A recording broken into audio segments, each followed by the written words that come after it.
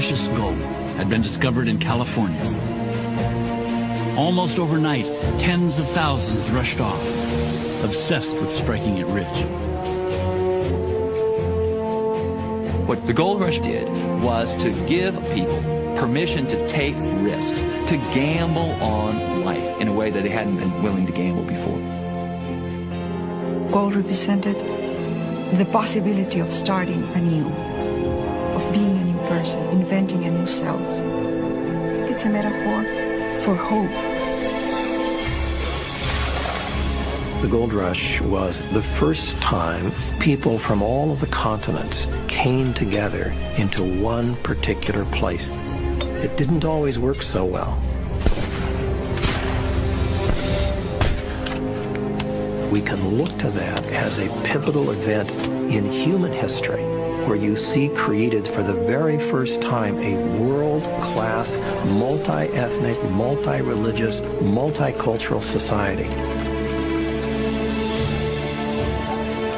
Lured by the promise of gold, by the chance to change their lives in an instant, they would come. An impoverished aristocrat from Chile, anxious to recoup his family's fortune. And a strong-minded pioneer woman who refused to be left behind in Missouri when her husband came down with gold fever. A California school teacher with dreams of becoming a landowner. A sea captain's son from New England with everything to prove. And a blacksmith from New York who wrenched himself away from his wife and children and risked all that he had in the hopes of securing a more prosperous future.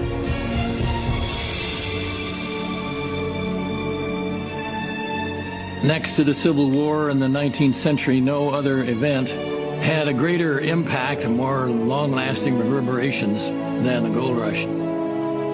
It transformed, obviously, California, but more importantly, it transformed America.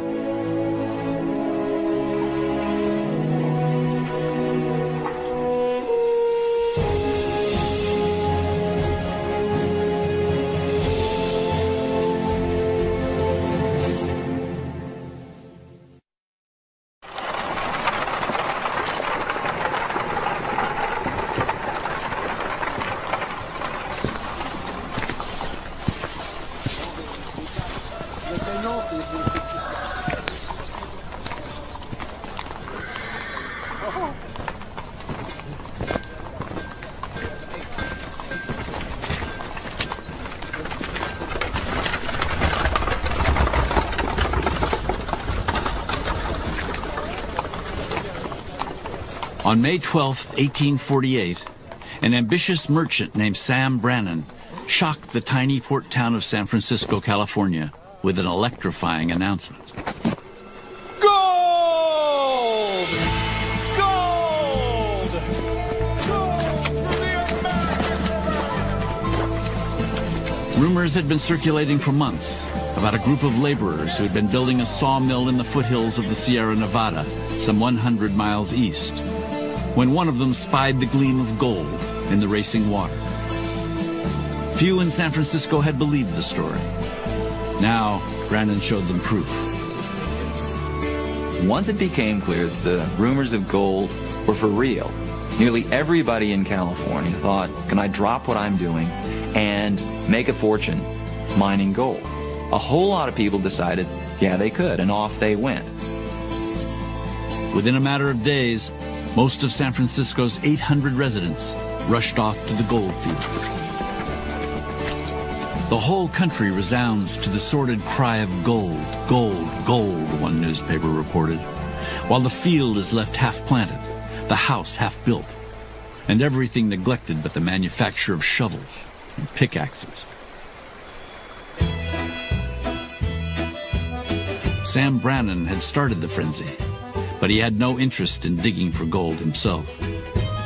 An elder in the Mormon church, he'd come to California in search of a place for the saints to call home, and been so impressed by the abundance of the region that he'd stayed, even though most Mormons opted to settle farther east, near the Great Salt Lake. By chance, Brannan had opened a general store in Sacramento, not far from where the first nuggets were later discovered. And now he saw an easy path to riches. Sam Brannan was a commercial genius, and he realized that his store was going to be a gold mine, literally speaking, because he could sell everything that was needed to the miners right at the site where the gold was being dug. In the 3 months following his announcement, Brannan outfitted so many would-be miners that receipts at his store totaled some $36,000. Meanwhile, he continued to spread the word. Under the banner of the newspaper he published, the California Star, he put together an extra edition extolling the mineral riches of California, packed 2,000 copies onto the only form of cross-country transportation then available, a team of mules, and sent it east to St. Louis. It would take a good 4 months before the so-called Mule Train Express reached its destination. In the interim, Brannan planned to stock his store with every pick, pan, and shovel he could lay his hands on. It was only a hunch, but he was willing to bet that 1848 was going to be a very good year.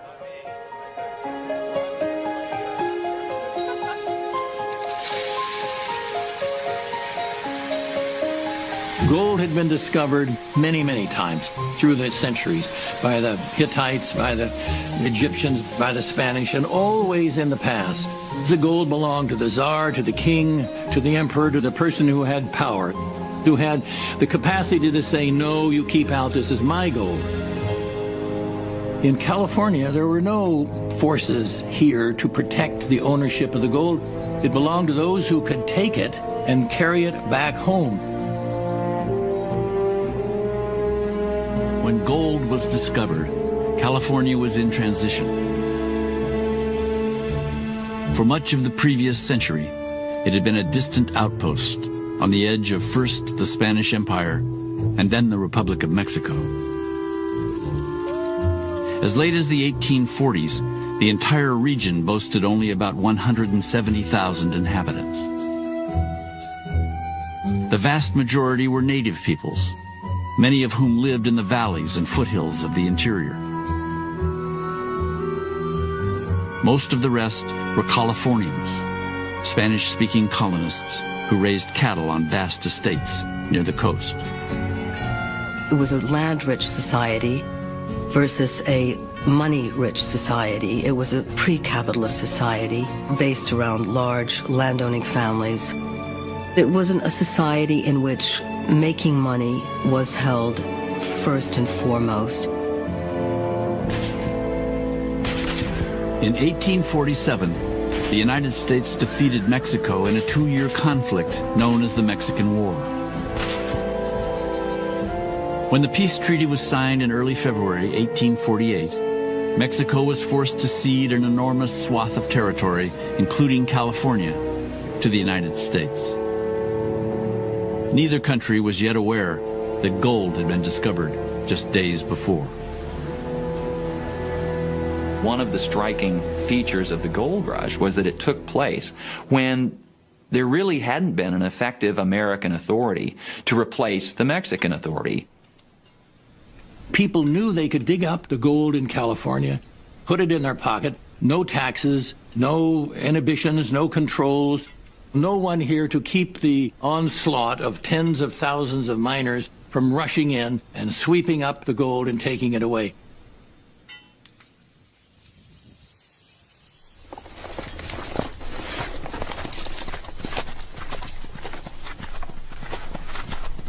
By the summer of 1848, the news of gold had reached the pueblo of Los Angeles, some 350 miles south of San Francisco. Antonio Franco Coronel, a 30-year-old Californio, was among the first to pull up stakes and head for the hills. A former officer in the Mexican army and a respected civic leader, Coronel had been lured north by reports of immense fortunes, dug out of the ground with nothing more than a spoon. Years later, he would recall his first attempt at mining. Everyone began to work at daybreak. Soon after a little digging, we came to the gold deposits, and everyone who was working was happy with the results. I recovered about 45 ounces of coarse gold. All the others, about 100 and some odd persons, had brilliant results. Antonio Franco Coronel, he's a man of modest means before the gold rush. He's not a big landowner. He's formerly a school teacher. They were finding nuggets of gold right at the surface under boulders and quite happy because they were coming away with substantial amounts of gold.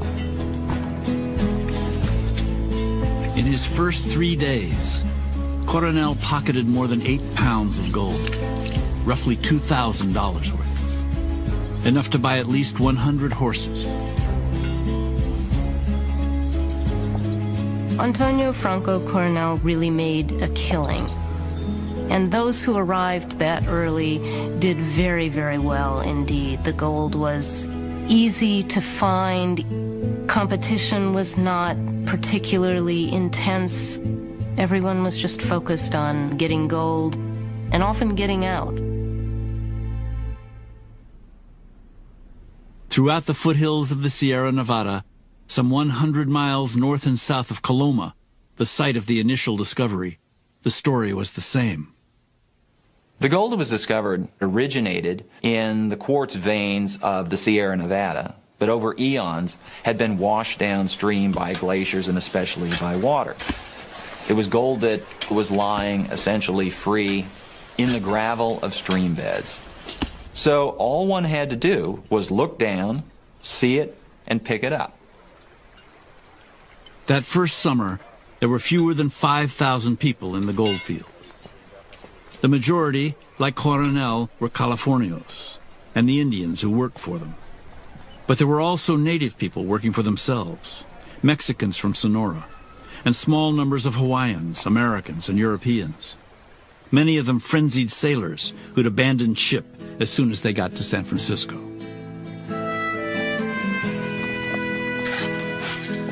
One of the striking things about the experience in the gold fields was that it was, at least at first, extremely egalitarian. People were sufficiently busy trying to make their own fortune that they didn't worry about who was mining right next to them.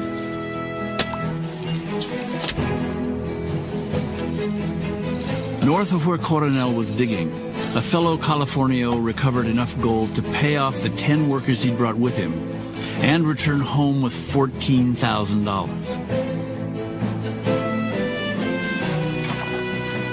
Later, Coronel watched one man dig up an amazing 52 pounds of gold in just 8 days. Another extracted enough in a matter of hours to fill his straw hat to the brim. He said he was going to the camp, and then I asked permission to work his claim. He cheerfully granted it, and the result was I obtained 17 ounces in some 2 hours of work. The gold rush of 1848 was a summer-long story of success, an absolute time of wonder, of people finding $75,000, of people making $20,000. Those are not hyped figures. Those are true facts. The stories of success in 1848 nurtured, stimulated, justified the impulse to come to California.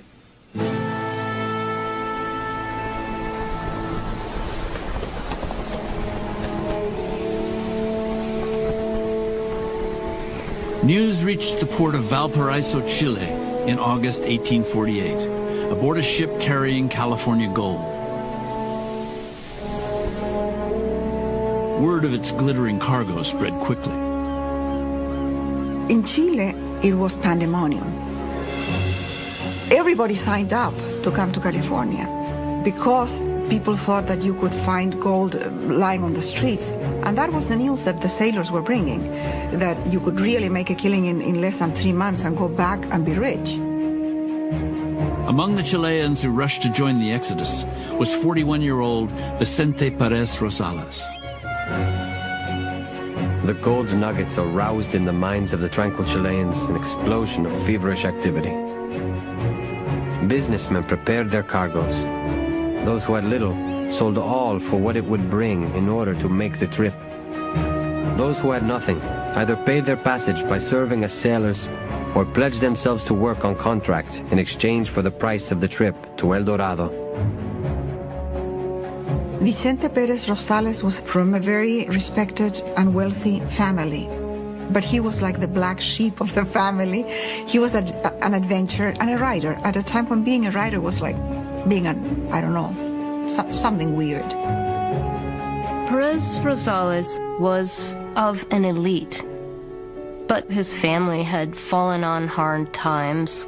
And as a young man, he pursued a number of different strategies to try to kind of recoup family fortune. I guess you could describe him as an underemployed intellectual. He had engaged in one activity after another. He had been a cattle rustler, among other things. He didn't have much in the way of prospects. And when he heard about the gold rush, he went wild. For those who gave credence to the existence of California gold, the only imprudent ones were those who did not rush off. Perez Rosales recruited 3 of his brothers, a brother-in-law, 3 paid laborers, and 2 servants to join him on the venture, and booked passage on the first vessel that could accommodate them, a French bark scheduled to set sail that December.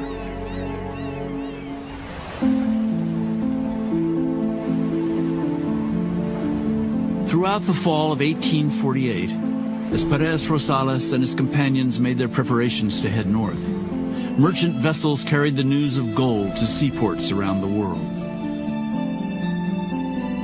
Thousands of gold seekers were already en route from the Oregon Territory and the Mexican province of Sonora, from Hawaii and China and Peru.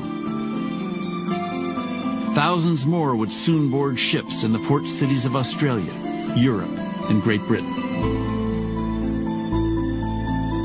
California was an unknown country, full of dangers. And nevertheless, the risk of robbery, violence, sickness, death itself were secondary considerations before the promise of gold.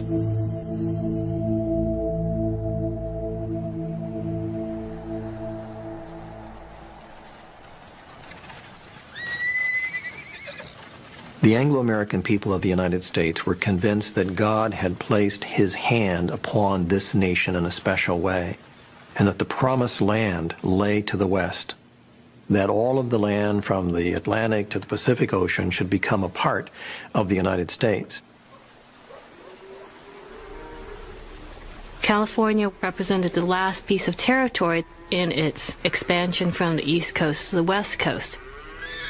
And to have the gold rush happen that very same year was almost as if there was a sign from God, a divine sign of approval of this process of expansion of the United States across the continent.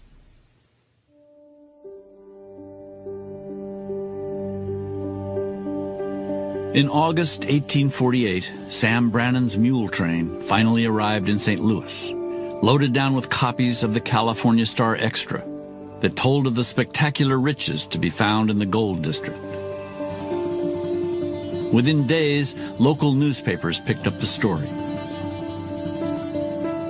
Around the same time, letters sent by ship from California began to appear in newspapers in Philadelphia and New York.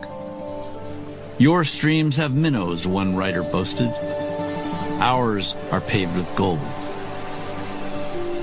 By the end of September, the entire eastern United States was buzzing with talk of gold. The kinds of stories that go along is some miner washing his beard out and getting $16 worth of gold. The gold is so thick it's blowing into the curtains, and you wash the curtains and gold comes out. The first response of most people who heard that news was incredulity. They heard stories of people finding gold nuggets like misshapen billiard balls or the size of hen's eggs. I wouldn't believe that, would you? No, of course not. It's too good to be true.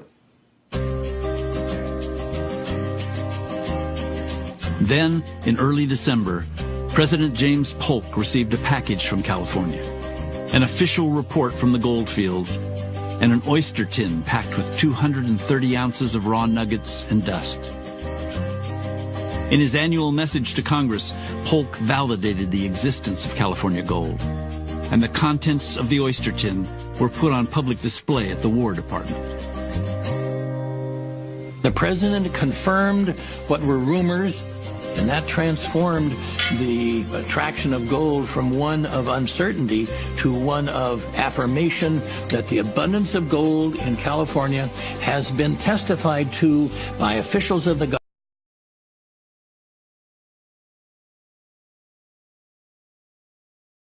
When finally it sunk in that it's true, they couldn't keep their legs still. They were doing new polka steps. It was like some kind of a mania. Newspapers ratcheted up the excitement. One paper estimated that it would take 100,000 men 10 years to deplete the gold in California. Another claimed that a Missouri carpenter had dug more gold in the last 6 months than a mule can pack. Everybody's getting wealthy, the Plymouth Rock declared. Such a discovery has never been known since the commencement of the world. Merchants, meanwhile, placed advertisements hawking everything from pickaxes and pistols to a curious new ointment called California gold grease. Supposedly, you could rub it all over your body, go to the top of the mountain, and roll down, and the gold would adhere to your body. And at the bottom of the mountain, you could just clean it up, and you would be a rich person. The California Gold Rush is really America's first large-scale media event. In the 1840s, you have the rise of penny newspapers available to virtually any American. And they made the gold rush this very sensational story. They played up the idea that California was a place of enormous abundance. And so most people who joined the gold rush went into it with no doubt whatsoever that they were going to strike it rich. I now saw these numbers, one reader recalled, printed in glowing ciphers with all the lifelike, seductive reality of a lottery placard. $2,000 certain, $20,000 probable, $100,000 possible. It was a decade in which Americans were willing to take a chance. And so here's an opportunity on the part of a generation of young men to strike out. Young people looking for a breakthrough, looking for something else other than an ordinary round of days in their hometown. By the winter of 48, 49, you had thousands of people in farms, in taverns, in cities, in villages all across the 30 states, gathering, debating, discussing how, when, and where to get to California.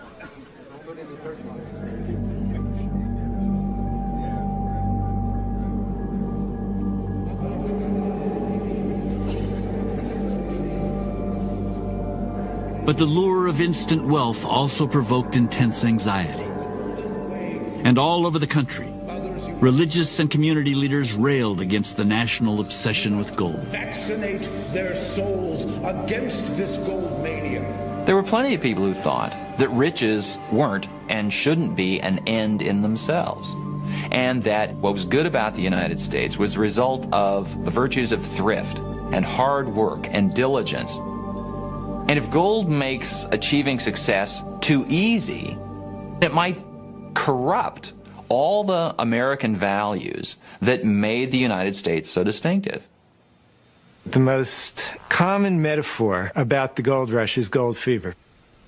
It will lead tens of thousands of people to take a course that normally they never would have taken, to go thousands of miles, to risk their lives, to risk their families who they're leaving behind. It does seem to Americans to be a sickness, and that's the way they describe it.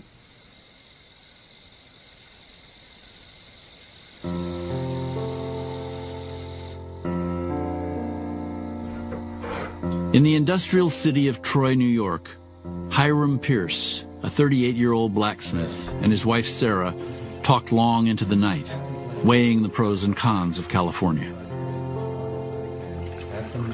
If Hiram went to the gold fields, he would leave behind not only his successful business, but also his responsibilities as church elder, city alderman, and president of the local fire department. Sarah would have to look after their 7 children alone. Hiram Pierce was clearly very well connected in his community and very well established. He's not the kind of person you would expect to join the gold rush. There was probably a lot of stress on Hiram, especially in thinking about what the future was for blacksmithing. And of course, with 7 children, he felt, I think, certain pressures to do more for his family. The United States is moving away from a society in which most people were independent producers, and it's moving towards a wage labor society. This means for a lot of people, the future does not appear as bright to them as it should be. The gold rush gives them a chance to erase all that. But first, the Pierces and others would have to address crucial questions. Where would the money for the journey come from? How would the farm or the family business stay afloat? And how long, exactly, was this absence to last? The gold rush ends up being a series of negotiations. They reach a deal. I will go, but only for a limited amount of time. I will send money back. If I don't succeed in such and such a time, I will be back.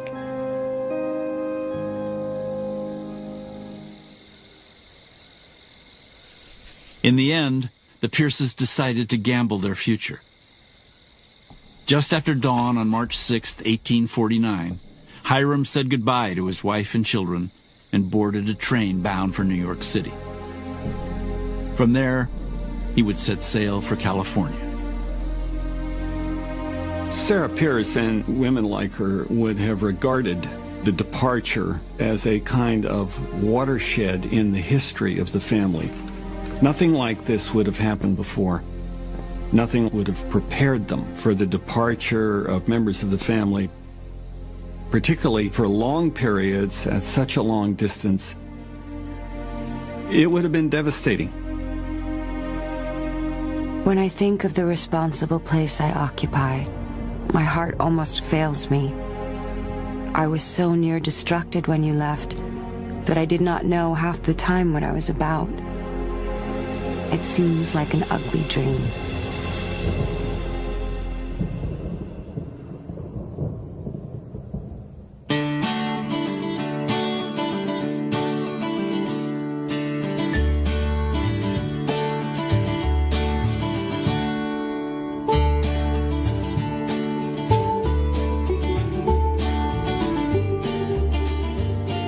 Throughout the spring and summer of 1849, they were leaving home. They were bakers and tailors, carpenters and farmers. But they now called themselves 49ers, after the year many believed would change their lives. At the docks in New York, one departing gold seeker threw his last $5 gold piece back toward shore, shouting, "I'm going where there's plenty more." The 49ers definitely had a sense that they were embarked on this great adventure. Very much like the story of Jason and the Argonauts in search of the Golden Fleece. They thought they were participating in a historic event of the greatest importance. And one man writes to his parents, "We're leaving. You may look for me in the history books." Many of the 49ers organized themselves into joint stock companies. The Perseverance Mining Company, the Old Harvard Company, the Wolverine Rangers, and pooled their resources to buy supplies for the long journey to California.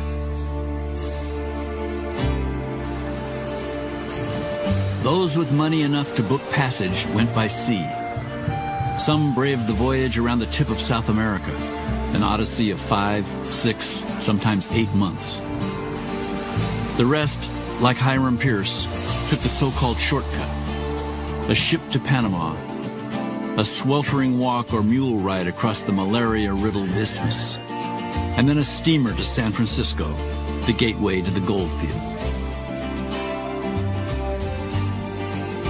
Most 49ers opted for the more affordable third route, the grueling, often dangerous journey overland. One of them was 30-year-old Lucina Wilson, who refused to be left behind when her husband came down with gold fever. I thought where he could go, I could go. And where I went, I could take my 2 little toddling babies. It sounded like such a small task to go out to California. And once there, fortune, of course, would come to us. Lucina Wilson was a strong woman. She was a woman cut out for the frontier. She wasn't afraid. You have to realize that the timid stayed home. This was an undertaking of great peril.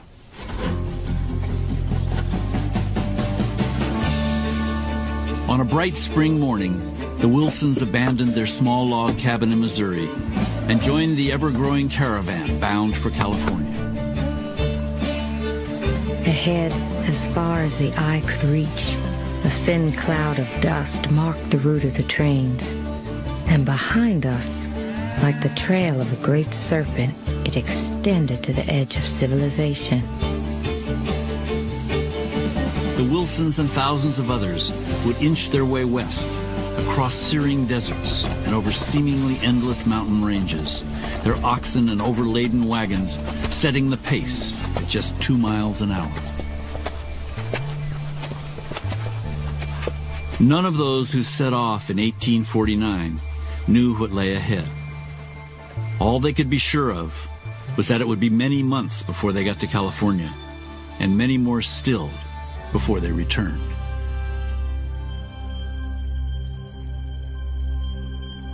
In the midst of my loneliness, I dream of home and see my dear wife and children, and my bliss seems perfect. And when I awake, I feast on the reflection, although the thoughts are painful that thousands of miles intervene. Could I feel and know that my family are well and happy, it would lift a heavy cloud.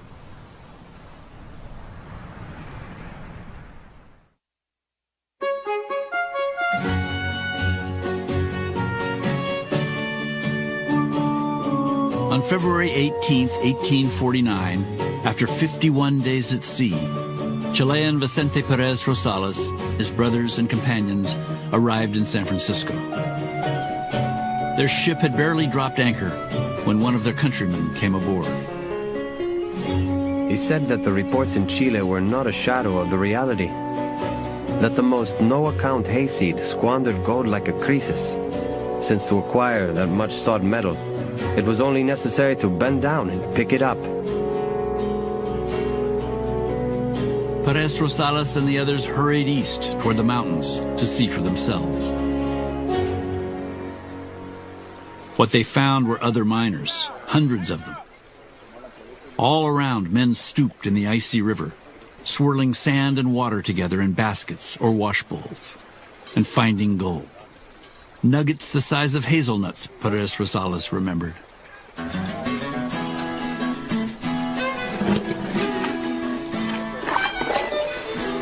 For the first 3 days, the harvest was meager.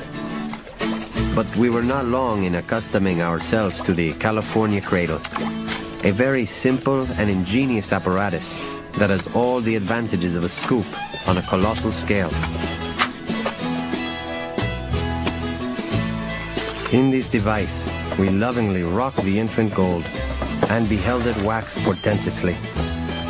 Our daily harvest varied between 10 and 22 ounces of gold. But the mining district was daily becoming more crowded and more contested. Several thousand Americans had already arrived from the Oregon Territory, and they seemed hell-bent on pushing foreigners out.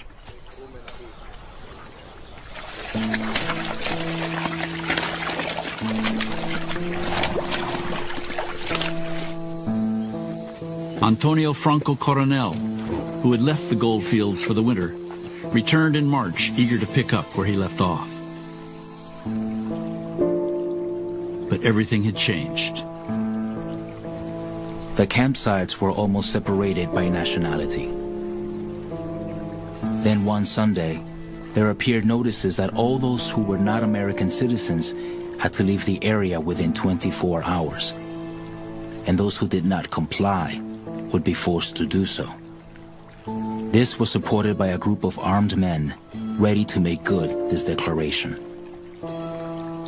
He hadn't experienced that anti-foreigner sentiment that grew through March, where there were increasing numbers of signs. By April, Spanish-speaking miners were actually being thrown off of their fines. Whites were not used to the idea that people of color were their equals, and when they had to rub elbows with them and work side by side, they got very angry. They felt that they had privileges and rights that the others did not. This is America now. It's a newly acquired territory only for Americans.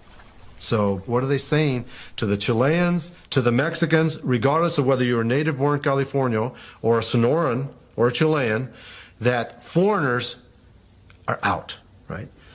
This is not your land. You have no right to mine. So you either leave on your own accord or we're going to run you out, and worse yet, we may hang you. Coronel and his companions were working a particularly rich claim when they were confronted by more than 100 Anglos, armed with pistols and bowie knives. The head of their party addressed me. He made me understand that it was his property. Excited, I answered with some harsh words. But fortunately, he did not understand me. Immediately, I could reflect that gold was not worth risking my life in this manner. For me, the gold mines were over.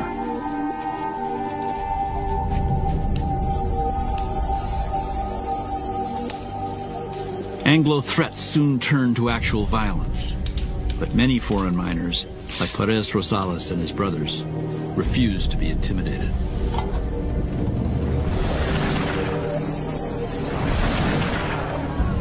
The Americans found it hard to swallow the Chileans' intrepidness.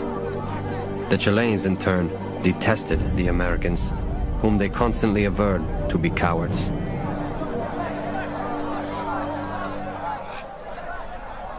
Perez Rosales was an elite, and when he came to California, he found discrimination against Chileans regardless of their economic background. This must have been quite hard on a man like him who was accustomed to being kind of at the top of the heap and not the bottom of the heap.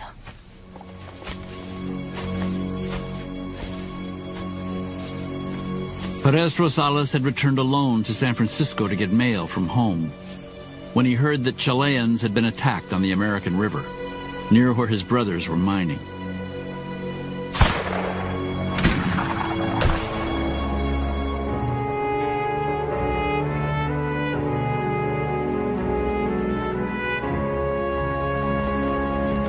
He headed back toward the gold fields at once. A few days later, he found his brothers in Sacramento, unharmed, but stripped of everything they owned. That very night, we sat in committee to decide what was now to be done. No one was in favor of a return to Chile. Rather, it was unanimously determined to re-enter the struggle against adverse fortune. Perez Rosales gave up on mining, but not on his hopes of striking it rich in California.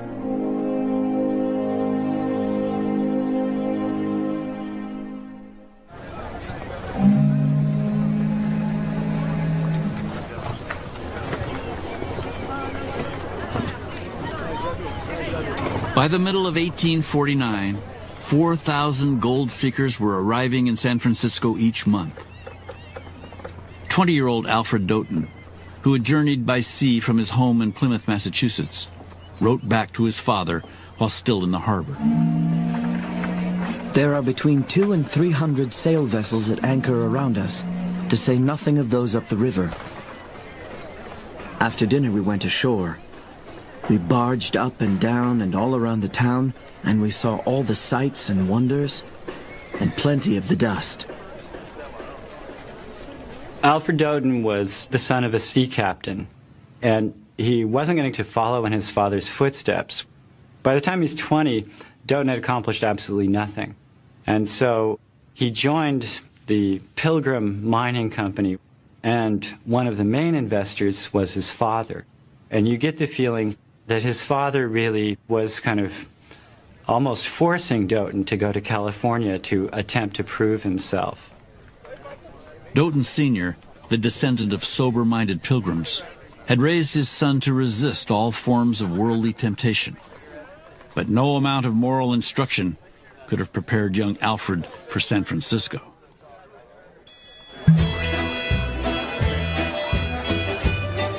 There are very few women here, but plenty of liquor of all kinds, cheap. Every house nearly is a gambling house, and gambling is a common pastime. Fortunes are lost and won in 5 minutes. $36,000 was risked upon the turn of a single card, and lost. Money is nothing here.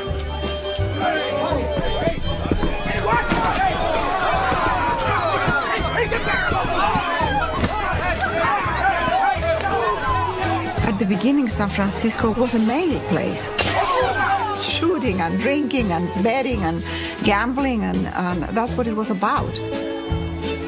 It's a city of lewd places, of music, of mirrors, a city of women seated at bars with their bosoms barely covered. Think of the thrill of the excitement for a farm boy from Illinois sitting next to a live woman having a drink, smoking cigarettes, smoking cigars, having champagne, envisioning maybe she'll go upstairs to the room with me. This is a world unlike anything back in Indiana, back in Maryland, anyone had ever heard of. Just a year before, San Francisco had been a sleepy village of some 800 people. Now it was an actual metropolis, one newspaperman marveled, that seemed to have accomplished in a day the growth of half a century. The houses cannot be built fast enough, and half the houses and stores are tents. Land is higher here than in Boston or any other city, and a small piece of land to pitch a tent on rents for $150 a month. Gold extracted from the rivers and streams of the Sierra Nevada here lined the pockets of madams and mail carriers, store owners, saloon keepers, and cooks. Business was so good that the merchant Sam Brannan was already planning a spate of new enterprises in the city, including several hotels, a string of commercial warehouses, and a large central wharf to accommodate the cargoes that were now piling up on the city's muddy shoreline. From the very beginning, California is a consumer market because you have tens of thousands of men with millions of dollars, and they need everything. They need boots and more boots. They need shovels. They need pickaxes. They need billiard tables and chandeliers and mirrors and whiskey. My God, whiskey and champagne and wine and beer. All of this had to be brought to San Francisco. We're talking about a town 1.5, 2 years old, which has become a port comparable to Baltimore, comparable to Philadelphia, overnight.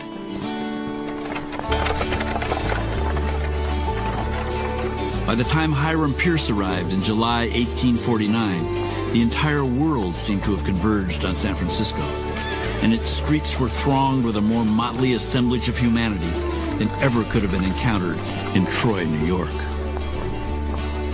Went ashore and found such a wild state of things as almost to intoxicate a person without giving 50 cents a glass. The pedestrians and laborers, with their peculiar costumes and fixings, present a singular and unique appearance, as much of a mixed congregation as ever Peter preached to. To experience San Francisco in 1849, to be on the streets, is to experience a kind of feverish excitement of being on the edge, of experience being intensified. There was a restlessness, a sense of new beginnings, a sense of optimism about the future, but also fear about the risks that would be encountered. Nearly everyone who descended on San Francisco in 1849 would have agreed that it was a singular place. But most of them couldn't wait to get out of there and start digging for gold.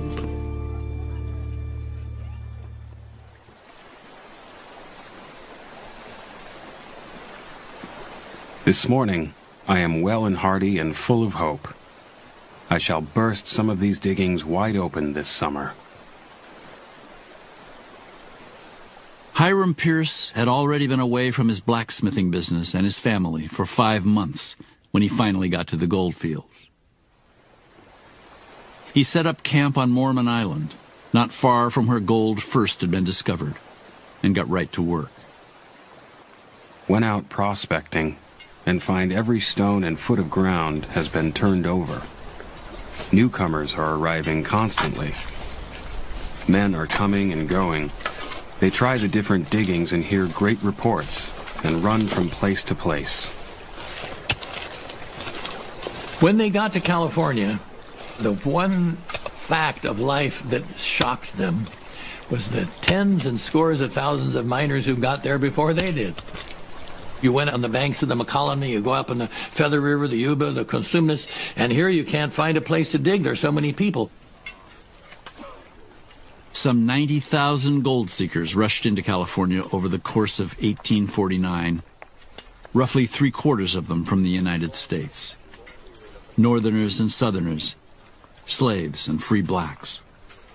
The rest, one American wrote, came from every hole and corner of the globe. California now had a greater concentration of immigrants than any other place in the United States. More than half of them were in their 20s. 9 out of 10 were men. They pitched their tents and tree branch shelters wherever gold was found, giving rise to scores of improvised settlements. Jackass Flat, Shirt Tail Canyon, and Murderer's Bar. Loafer's Hollow, and Gouge Eye.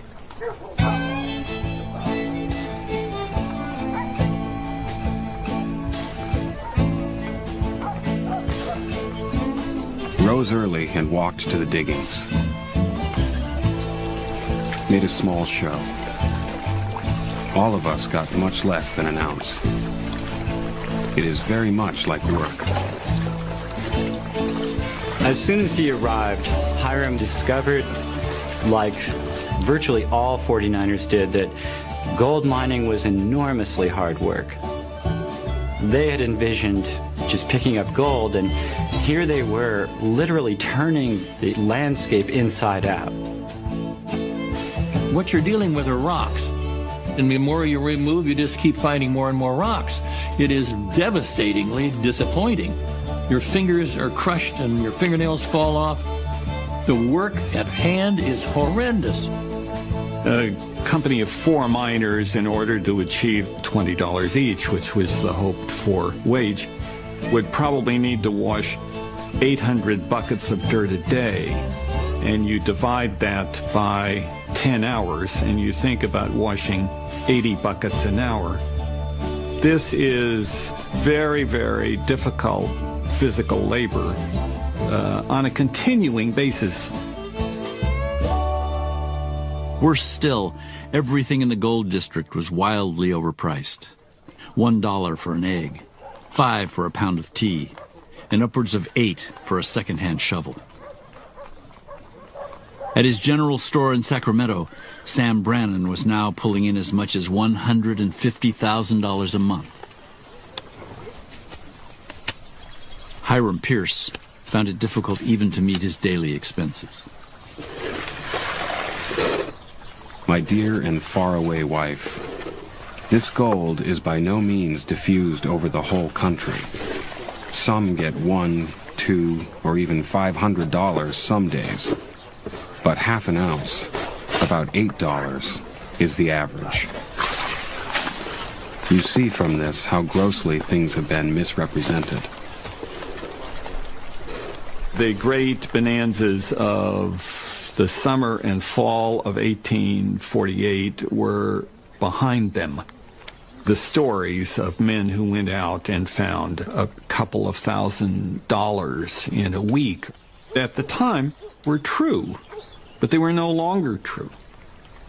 Still, for years, there were enough stories of new gold discoveries, of people striking it rich, to keep those people who were in the mines working, to get them to move to new places, and to keep new arrivals from the East coming. And that's what kept them going. 6 days a week, the miners dug and washed and dug some more. Then came Sunday.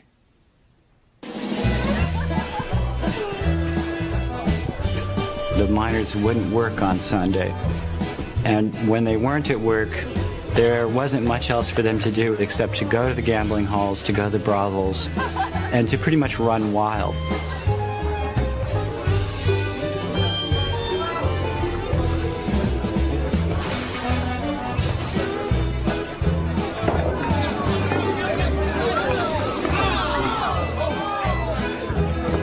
To many of the young men who had spent the Sundays of their lives in hard-backed church pews, the miners' day of rest was a revelation.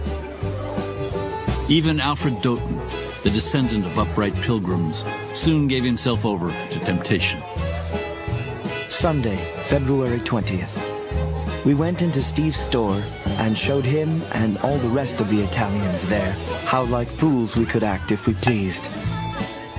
Steve's woman played on a grinding organ, and we danced to the music. Bill was sitting by the side of Steve's woman feeling of her knees, while Young was performing the Highland fling with his back on the ground and his heels in the air under the table. This is one of the best benders I have been on for a long time.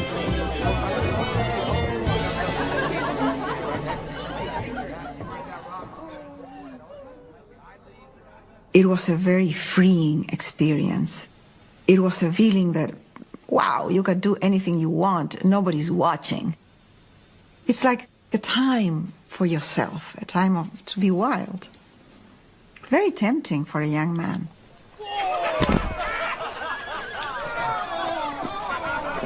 It was as though once they crossed the desert, or once they rounded the Horn, or crossed the isthmus, they had gone into this zone where the old rules didn't apply. People would say, we do things in California that we wouldn't do anywhere else. The sort of institutions that normally created expectations for people, the institutions of school, of church, of politics, just didn't exist in California. In an effort to keep some kind of order, miners created their own informal laws. And as Alfred Doughton explained in one letter home, justice was often astonishingly harsh. Lynch law prevails here. 2 men were hung for stealing $200, and a little boy had his ears cropped close to his head for stealing $1,400. There is a man now under sentence of death for murder at the mines. People hang people. These are not things which normally would take place in New England, but there's a sense that what's happening here is that people are slipping the bounds. That this is a society which is becoming defined largely in terms of the acquisition of wealth. And there is this fear that they will let their worst instincts come out. Miners are not concerned with law and order and a societal structure such as you would have had back east, where you're talking in terms of the future. The future for the miner is to leave California. That's his future. He may be tempted to stay, but he's always thinking about going home.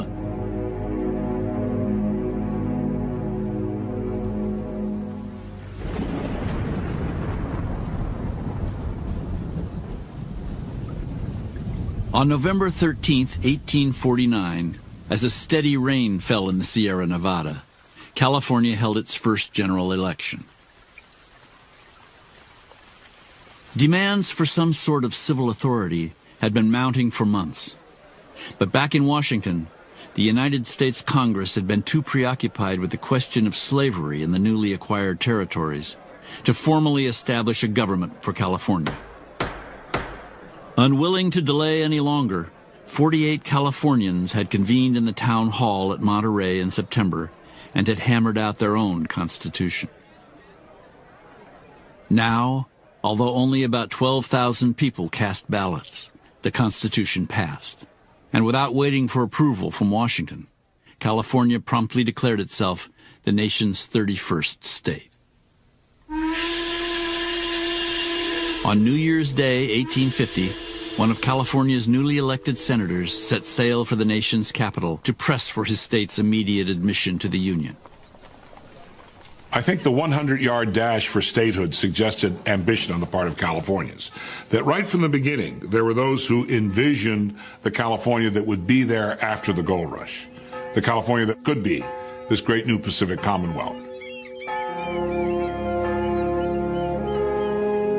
Gold had thrust California onto the national and world stage. It had lured tens of thousands to a place they otherwise would never have gone, giving rise to one of the most cosmopolitan societies on Earth, and telescoping decades' worth of development into a single chaotic year. As a new year dawned, many wondered how gold would shape the future. Mining had gone badly for us. In spite of our energetic exertions, we had lost time. And time was a capital superior to all our profits. Our company has resolved to stick together, but how long we shall hold together is uncertain. For gold turns the heads of the wisest. 10 months since I left home, and have not made $1. The Lord must open something entirely unexpected to enable me to do much of anything. How I wish you were here. I must try to be as patient as I can, but oh, how long time seems. How can I endure it? Do come home as soon as possible. How would the thousands of families torn apart by the prospect of instant wealth weather the strains of separation? Could the opportunity that California offered be extended to all? Or would competition and greed cause the violence in the gold district to spin out of control? And could a transient place like California, a place where the primary motive was to get rich and get out, ever truly become like the rest of America? In the days and months to come, the quest for gold would create an entirely new society on the Pacific coast. Along the way, both California and America would be forever transformed.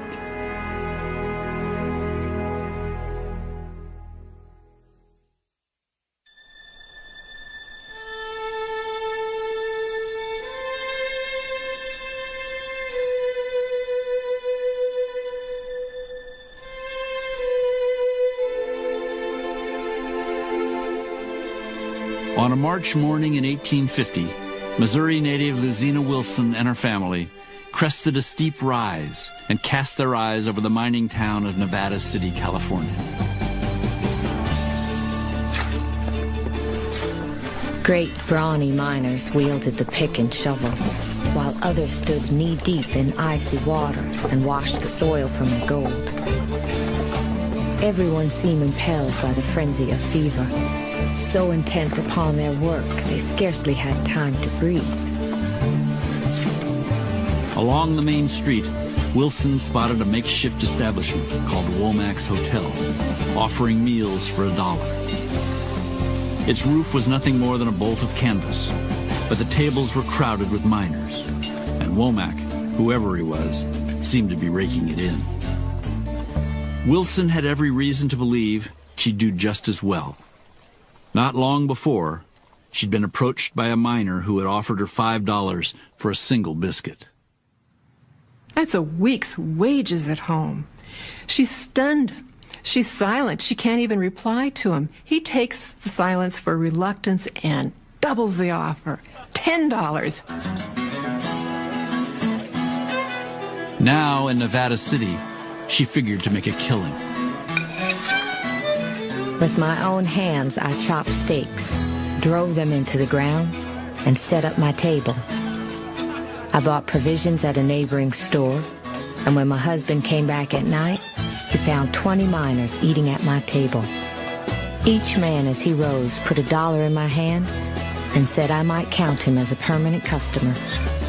I called my hotel El Dorado. Nearly everything was in short supply in the gold district. Boots and blankets, hammers and nails, bacon and salt and butter. But nothing was more scarce than a woman. One night in Nevada City, the Wilsons attended a dance where the men outnumbered the women nearly 10 to 1. The ball went on, notwithstanding the number of ladies. Some of the men tied handkerchiefs around their arms and airily assumed the character of ballroom belles. California in the 1850s is the most bizarre place in the North American continent. This is a society that's over 90% male. So what you have is a society in which all the roles usually taken by women are vacant. Whatever it was that men wanted from women was in great demand in the early years of California. Many work in dance halls, many are engaged in sexual commerce, and particularly Anglo-American men who are apart from their womenfolk will pay top dollar to play cards at a French woman's gaming table or dance with a Mexican or Chilean woman in a dance hall. You would pay anything to sit near a beautiful woman and have a drink. Men would sometimes pay just to hear them talk or sing, and not necessarily to have sex with them. They reminded them of home. And I think that that's so touching. I mean, the need for beauty and for softness and for decency in a place that was so wild talks about the human soul. The women who had domestic skills suddenly found that they could be paid for them, that you could sew and iron and cook and clean and provide some bed for some poor guy who doesn't have anything but a tent, but you managed to make up a little shack or something and call yourself a boarding house keeper, and he can come in and suddenly you're in business and you're making money. It was a place where women had opportunities they didn't have elsewhere. For example, in England or in Chile, women worked, and it was the husband or the brother who would collect the salary. Women didn't own anything. And so the freedom of California was very tempting. I would have come. Of course I would have.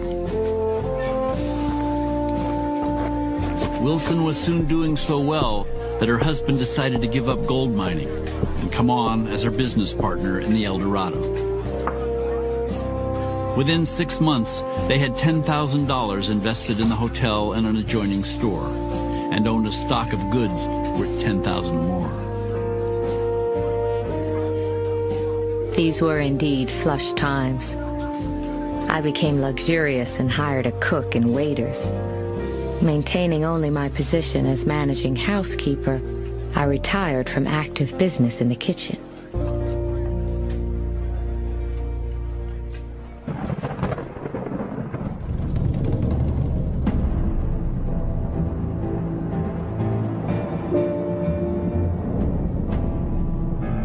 In Gold Rush, California, men from the United States who had lived lives presumably as upright citizens came to California with great avarice. They were coming here to get rich quick, and they were frustrated men because they were not getting rich quick, and they were looking for someone to blame. What is the cause of my own failure? It's not me, it's someone else's fault.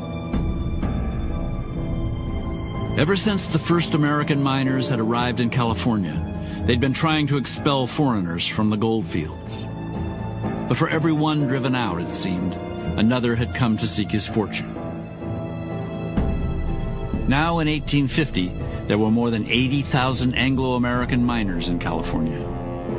Competition was at a fever pitch, and anti-foreign sentiment was on the rise. As you devote more and more labor to getting less and less gold, then it becomes in the interest of people to exclude other people from the diggings.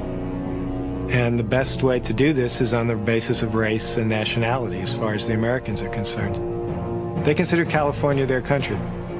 And they are more and more racist in the sense that they see all non-white, as they define it, peoples as inferior. Some of the most efficient miners in the early days of the gold rush came from Latin America, where there had been a great deal of mining before. And so from the perspective of the Anglo-American miners who were frustrated with their own failure, the Latino miners became their prime object of hatred.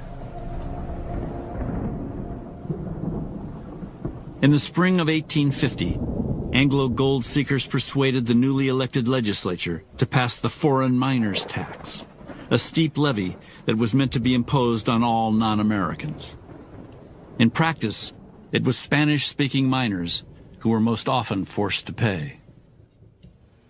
It really was a prohibitive tax. It was not designed to raise revenue.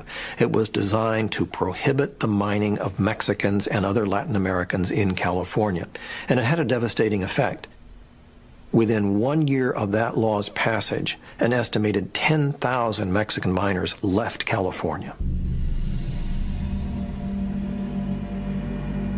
3/4 of the Mexicans who were here a month ago have left, one American noted, with a rather bad opinion of Los Yankees. Other Mexicans took to the hills and began to terrorize the mining camps, stealing whatever they could, and often killing those who got in their way.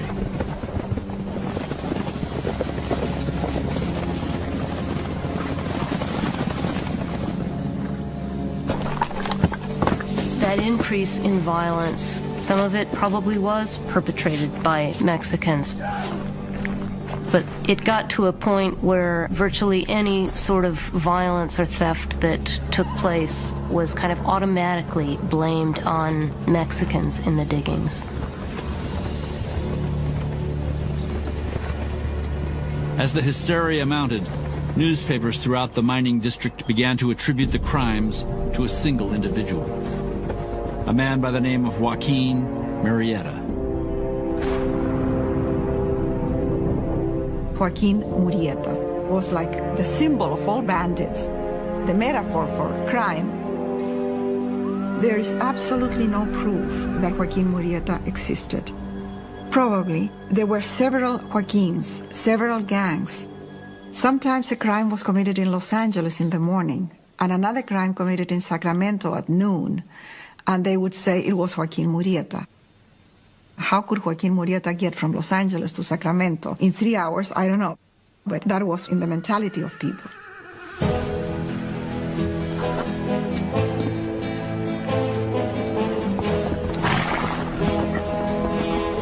The specter of Murrieta whipped the local Anglo population into such a frenzy that state legislators commissioned a party of rangers to hunt him down.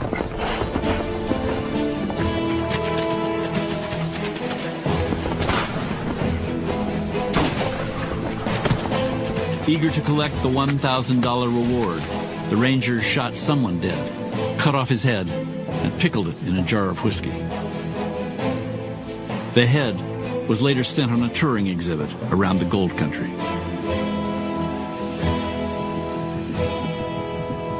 The death of Murrieta signifies how heavily the tide has turned, that the monopolization of violence is now going to be largely in the hands of Americans. The ability of Mexicans to resist grows less and less. But interracial violence is going to continue on through the 1850s.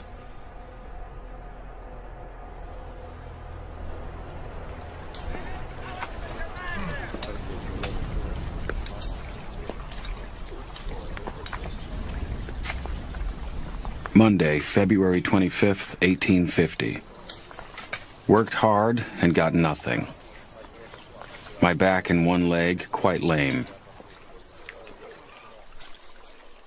More than a year had passed since Hiram Pierce had left his family in Troy and come to California in search of gold.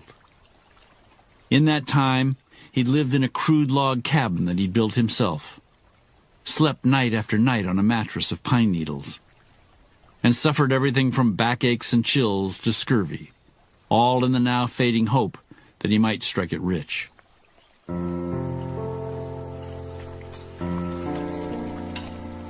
Friday, March 1st.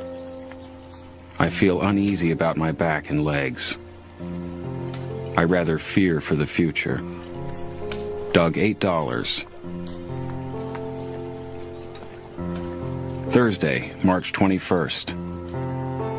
Prospected and dug and got nothing.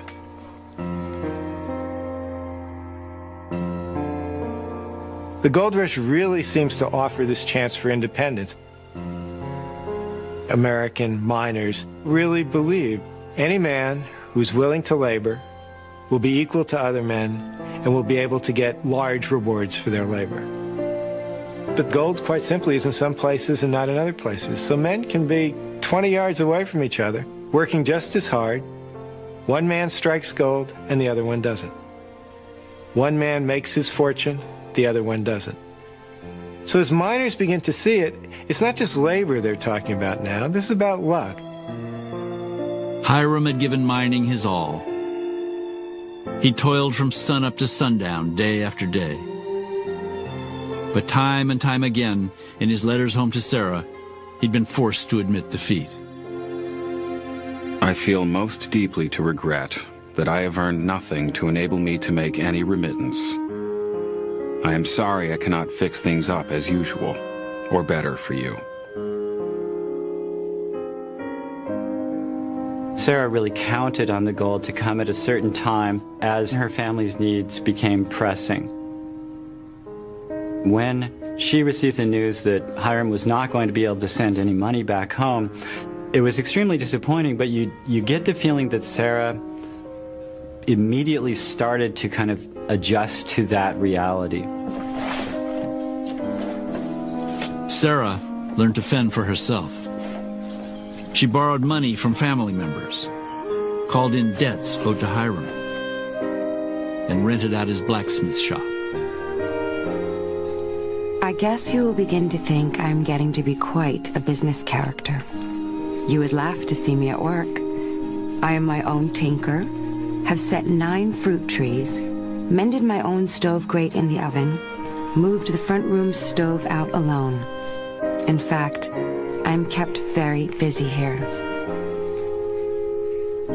As Hiram's absence continued, you can see Sarah becoming more confident with her abilities. Women were not supposed to engage in public business, and yet here is Sarah thriving in the business world.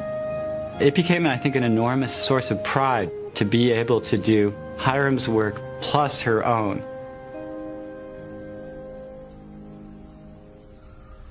But when Hiram's stay in California stretched into a second year, Sarah began to grow impatient. My dear husband, if I can get you back, I should be willing to live on very small fare. Your presence here is better far than gold. All there is would not tempt me to endure half the anxiety of the past year. I am more anxious to get home than you are to have me come. I saw a man picking up a piece of gold near our house worth $100.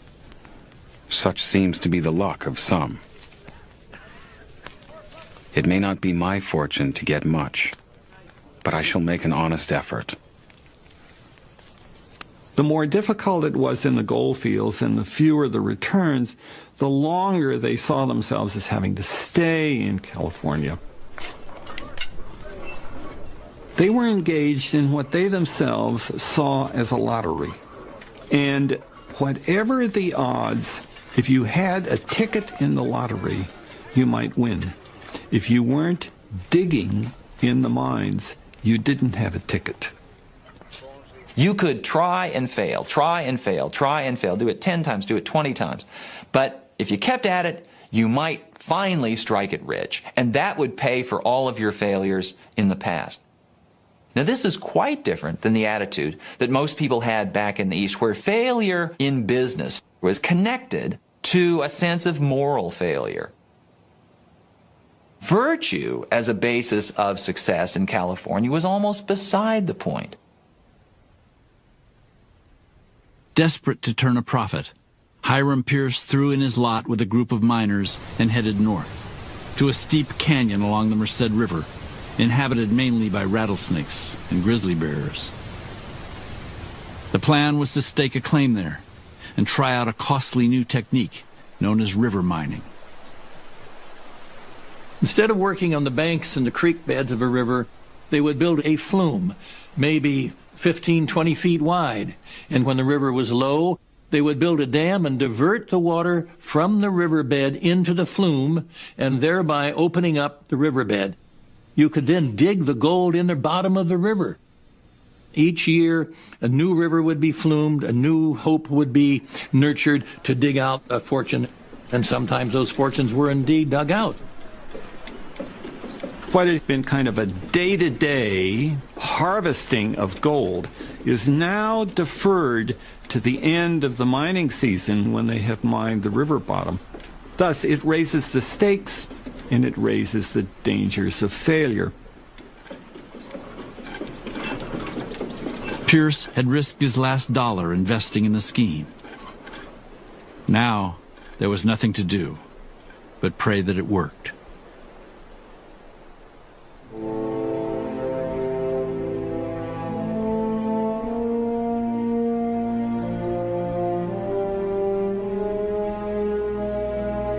By the early 1850s, the hunt for gold was spreading farther into California's interior, and miners were encroaching on lands that had been inhabited for centuries by Native Americans. Among them, the Yokut and Maidu and Modoc, the Miwok, Nisenan, and Pitt. California was the most diversely populated region within native North America. Native people were living in sparsely settled villages throughout the entire region of California. Every mountain, every river, every valley had a name. California was rich in resources. They were living, I would say, an abundant life.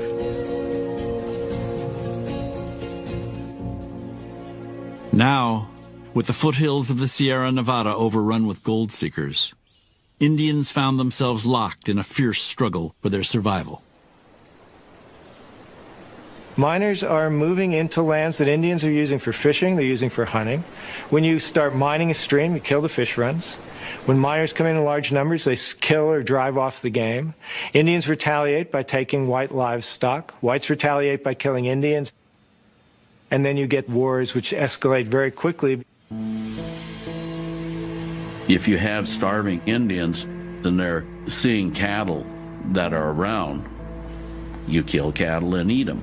Well, somebody kills your cattle, okay, that's grounds to go out and get that criminal, whoever that is. And then the first village that they come to, they'll just kill them. They say, well, it's an Indian, they're all the same, and they had nothing to do with it. In an effort to bring the native population under the state's control, California lawmakers passed what they called an Act for the Government and Protection of Indians. The name of the law sounds benign, but the effect was malign in the extreme degree. Any white person under this law could declare Indians who were simply strolling about, who were not gainfully employed, to be vagrants, and take that charge before a justice of the peace, and a justice of the peace would then have those Indians seized and sold at public auction, and the person who bought them would have their labor for 4 months without compensation. There's a white person found with a small Indian child, and he said, I am protecting him, he's an orphan. And they say, well, how do you know he's orphan? He said, I killed their parents. Ad hoc white militias conducted routine raids on Indian encampments, burning their huts and stores of food, slaughtering the adults, and seizing many of the children. Meanwhile, communities throughout California offered bounties for Indian ears, scalps, heads. The Indian hunters were acting on their own initiative, but the state of California passed legislation authorizing more than $1 million for the reimbursement of additional expenses that the Indian hunters may have incurred. In the 2 decades after the discovery of gold, 120,000 Indians, 4/5 of California's native population, would be wiped out. Most by starvation or disease, others at the murderous hands of whites. The gold rush to me is a time of extremes. People who were very decent teachers, for example, in Massachusetts or someplace like that, turn out to be brutal people in California because it was allowed. There was impunity. When there is power with impunity, people do horrible things. Genocide is a word I hesitate to use, but what happens in California is very close to genocide. You were talking about a kind of horror which even at the worst of American-Indian relations rarely takes place, but it becomes almost the norm in California. It was mass murder that was legalized and publicly subsidized. California entered the Union during the gold rush era, shining with gold, but also dripping with blood.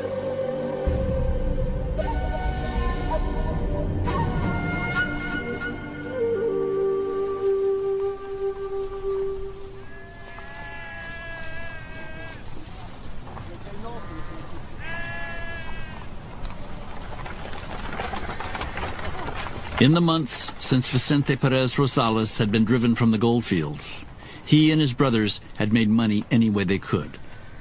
They had sold dry goods, run a makeshift hospital for malaria patients, even dug graves. What remained? We began to think that the day we set up a hat factory, men would be born without heads.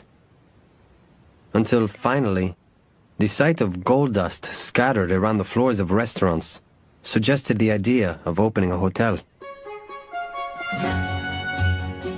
San Francisco seemed the most promising place for the venture. Fueled by the constant comings and goings of thousands of miners, it had grown exponentially. Its population skyrocketing to almost 30,000 by the end of 1850. Perez Rosales paid $3,000 for a lot on DuPont Street that just a year before would have sold for pennies, and hastily banged together his hotel, a 2-story wooden structure that boasted 7 rooms and a well. We hired a famous French cook named Monsieur Michel, who, in addition to room and board, earned a total of $8,400 a year, a good deal more than a minister of state earns in Chile. And setting up over the door a large sign that read, Citizens Restaurant. We opened for business. It was an axiom at the time that the real chance for success in the gold rush was not in mining the gold. Any fool might want to try that, but rather the wise man knew it was mining the miners. Men such as John Studebaker, who was making wheelbarrows and wagons. Levi Strauss, who was making his famous pants for the miners out of sailcloth. Or dry goods merchant Charles Crocker. It was those merchants, many of whom did not actually go up into the gold fields, who were making the biggest profits. Sam Brannan, who had done so much to spread the word of gold, was doing especially well. From a single store in Sacramento, he'd built an empire of hotels and warehouses and retail shops, and was on his way to becoming California's first millionaire. Perez Rosales and his brothers also prospered, at least for a time. Then, disaster struck.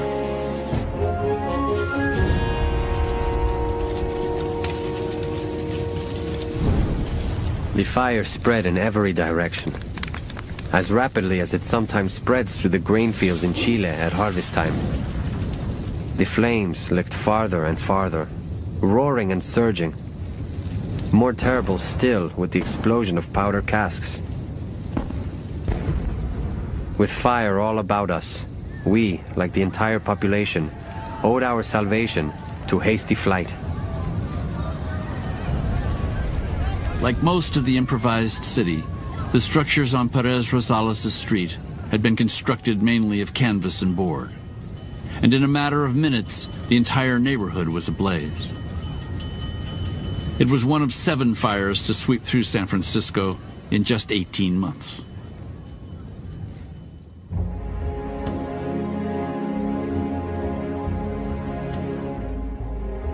Residents swept up the ashes and began to rebuild. In the years to come, wooden structures would give way to brick and stone. Residents would raise a fire department, and the city would take on an air of permanence. By the end of 1853, we had 12 daily newspapers in San Francisco. This gives you a sense of what it was. 9 insurance companies, the consulates of 27 foreign governments, brick buildings 6 stories high, where there used to be sand dunes. That was the transformation of San Francisco. That was what gold accomplished. By then, Vicente Perez Rosales would be long gone. Just 7 days after fire consumed his restaurant, rendering all that he'd invested worthless, he and his brothers gave up on California. After more than a year away, we finally embraced our tearful mother in peaceful Chile. Like so many others, we went out for wool and came back shorn.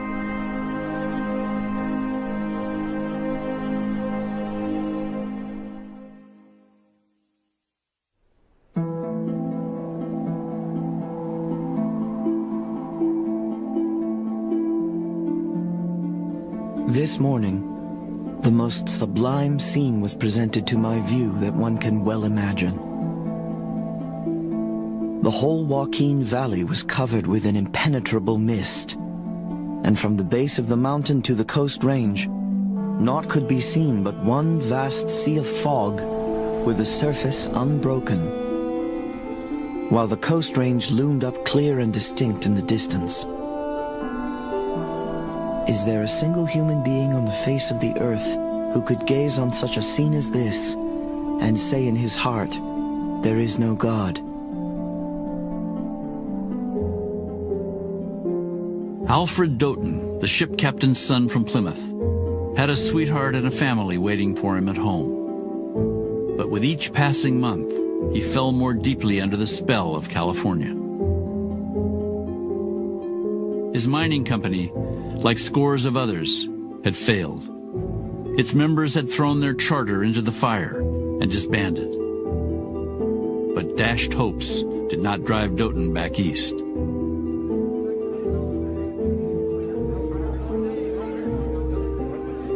Alfred Doughton began to live a life of dissipation. He became a drunk, a womanizer.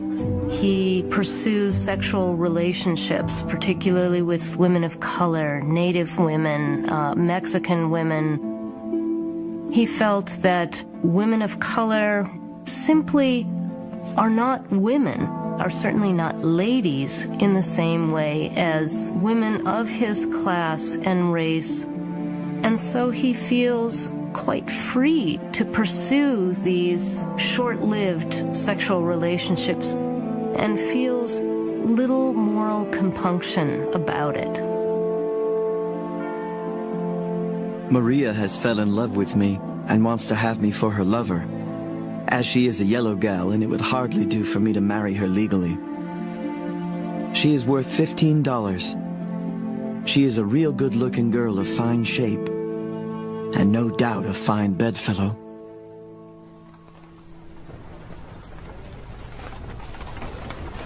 Though he would continue to mine, Doughton eventually opened a store, a combination provisioning post and dance hall. There he spent many a day playing his fiddle, downing whiskey after whiskey, and throwing himself headlong into brawls. Sunday, August 15th. Had a small bit of a scrape in the evening with Bob Payne, he being drunk. And as he darned and insulted me somewhat, I made him see stars and put him out of doors. At one point, after an Anglo miner was murdered in a bar fight. Doughton rounded up a posse to track down 2 Mexicans accused of the killing. The pair was given a brief informal hearing and then hanged from a tree.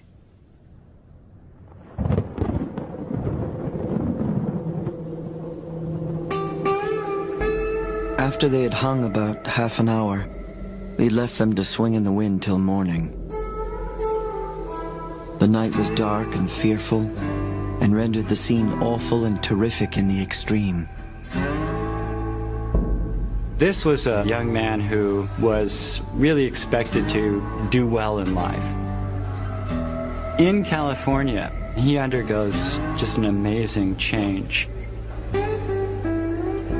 He just freely embraces all of the vices, the violence of California, and you get the feeling that Doughton has kind of reinvented himself in California, cut himself off from his past, cut himself off from his father. From time to time, Doughton would be haunted by thoughts of his life back in Plymouth. One night, he dreamt vividly of his father. I dreamed that he appeared to me and bade me goodbye as he was about to die. He gave me a blessing, bidding me keep a stiff upper lip and do battle with the world as long as the world would show fight. With these words he died. God bless the old man. And now yet to see him alive and well in his old age.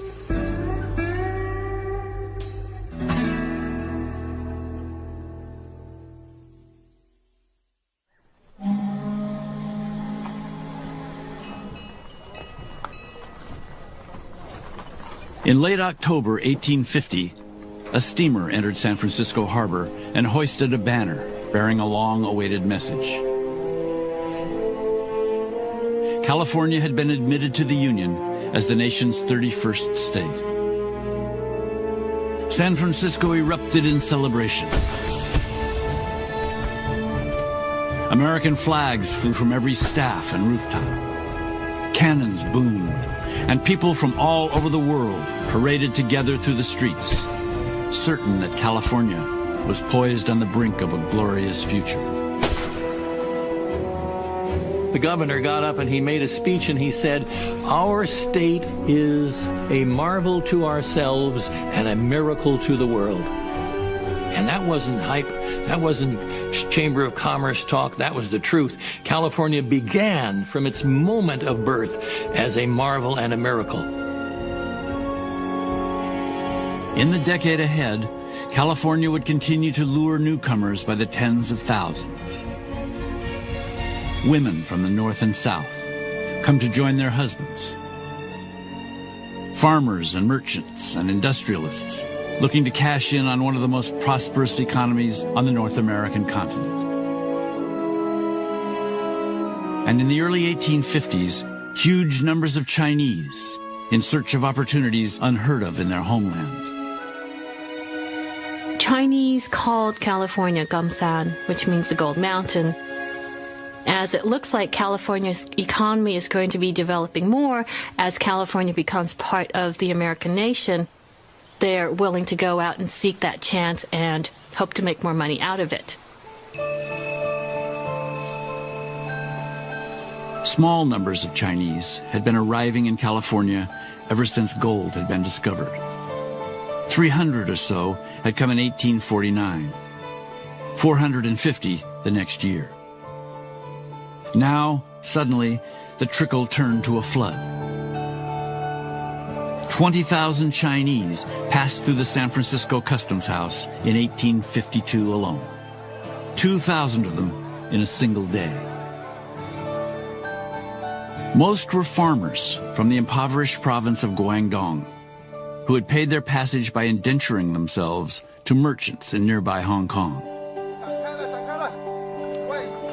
Once in California, Chinese mutual assistance societies found them work to repay the debt. Chinese are very good at getting organized, and very soon after Chinese start coming to San Francisco, they started forming these associations, and they were organized on the basis of native place and on the basis of kinship. People pay membership dues, and these associations provide Chinese with a common interest group in which the members will help each other out and protect the interests of Chinese in the United States. Many of the new immigrants went to work as miners, often banding together with other Chinese in the goldfields. The Chinese tended to stick to themselves. This was a matter of race, it was a matter of language, it was a matter of religion. It was part because the Americans didn't want to have anything to do with them. They formed very coherent communities in places like Chinatown in San Francisco, but equivalents even in the mining camps.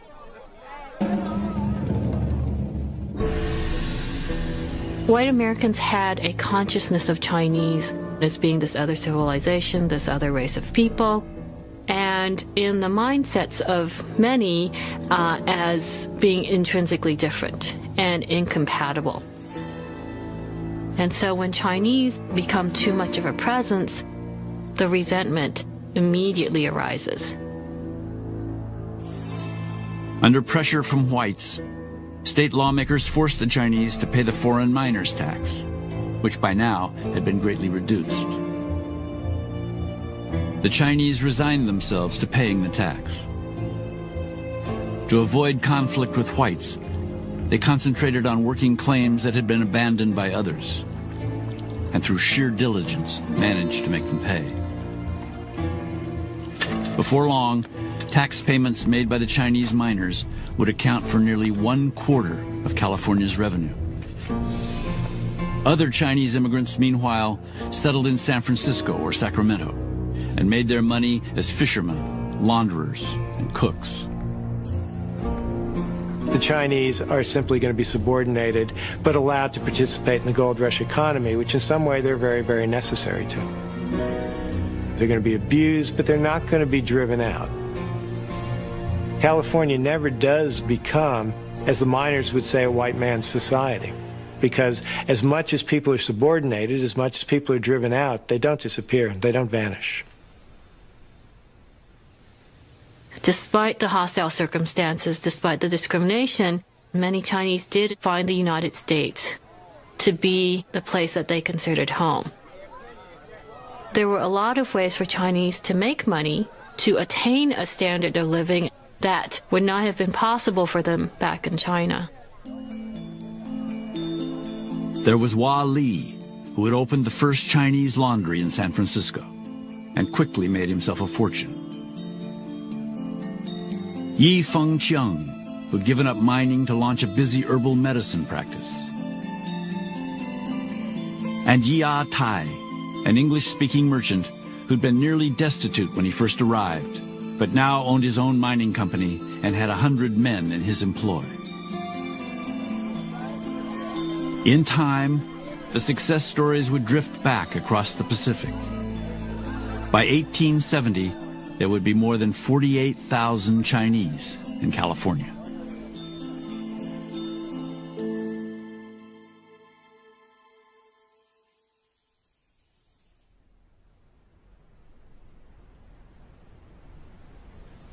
The hardest thing for most people to do is to go back and admit failure.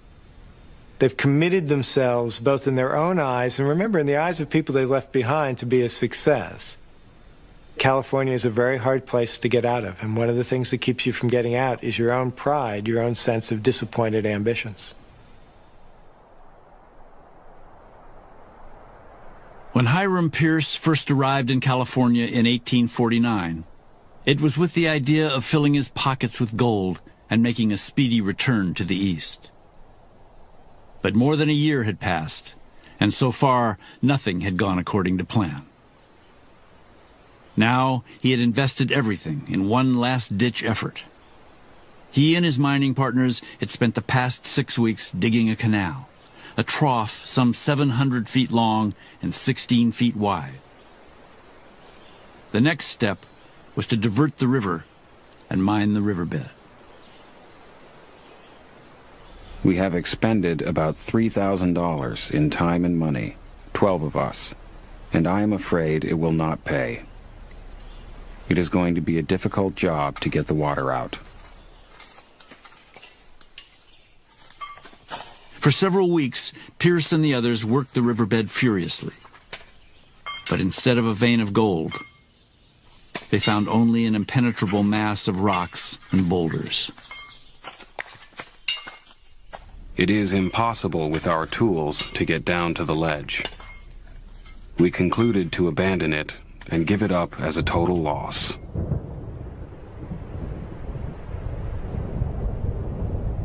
The river has risen 3 feet on account of rains.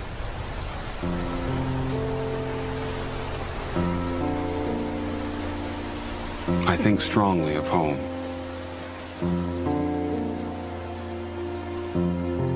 Pierce finally had had enough. A few days later, he sold his shovel for $2, along with some other personal effects, and headed back to San Francisco.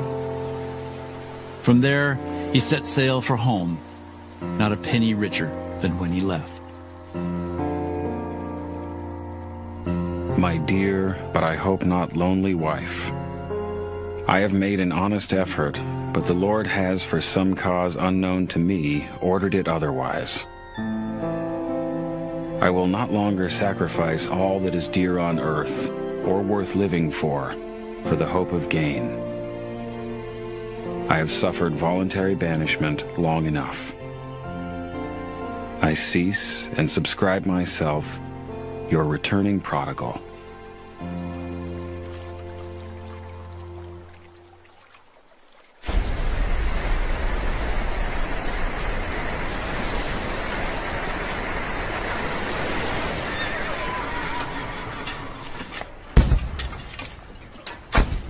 By 1851, the surface gold in California was mostly gone. Rich deposits still remained, but they could only be reached by sinking shafts deep into granite hillsides, or blasting away at ancient stream beds with high-pressure jets of water. Before long, the lone miner with his pan and shovel had been pushed aside by companies employing large crews that worked for a weekly paycheck. You might be getting a better wage than you went back east, but you're a wage laborer. That's not what you came here for. So as time goes on, California betrays them. Even though they do better than they might have done back east, this wasn't really what they had in mind. Staggering sums continued to be pulled from the California ground, an average of nearly $60 million a year throughout the 1850s. But now, corporate investors pocketed most of it. Many discouraged 49ers headed home. Others would keep chasing the dream across the American West, from California to the Rocky Mountains to Nevada's legendary Comstock Lode. These are people who come out for the gold rush, promising to come back, but they end up drifting from mining rush to mining rush, each time thinking this new place is going to be the place they get their stake. Most of them never will, but they can't admit the failure. They can't go back. Alfred Doughton was among those who never returned. Months passed, then years. Eventually, he made a name for himself as a newspaperman in Nevada, but the big strike always eluded him. As time went by, he would slip further and further from his family in Plymouth and drink more and more heavily. October 2nd, 1900, my 49 arrival in California anniversary. 51 years. Poorer than when I arrived, but richer in humanity and appreciativeness between man and man than ever. Expended about $1 celebrating the event with other old 49ers. Doughton whiled away his last years on a bar stool, trading nickel glasses of whiskey for romantic tales of the days of 49. He never saw his father again.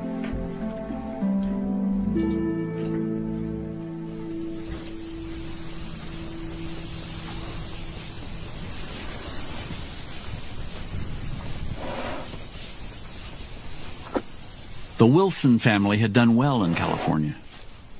They'd made money fast, and in quantities that would have been unimaginable back in Missouri. So when a fire burned them out of Nevada City in early 1851, Luzina and her husband gave no thought to going back home. Instead, they headed west toward the coast. We were fascinated by the beauty of a little valley which already bore the name of Vaca. We made up our minds, if possible, to buy land and settle. The Wilsons bought a small plot near a spring-fed stream, where they opened another hotel and planned to try their luck at farming. Many other Americans decided to put down roots as well. Throughout California, Spanish-speaking natives saw their vast estates invaded by American squatters, then lost in bitter lawsuits. Open grazing lands became orderly rows of barley and wheat. And as nearly every steamer and stagecoach brought in wives and children, the frenetic energy that had fueled the gold rush gradually gave way to the more restrained tempo of settlement.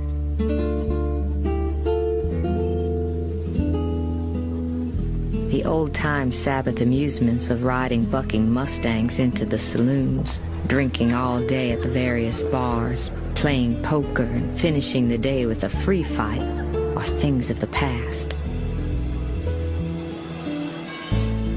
Now the little town has grown civilized.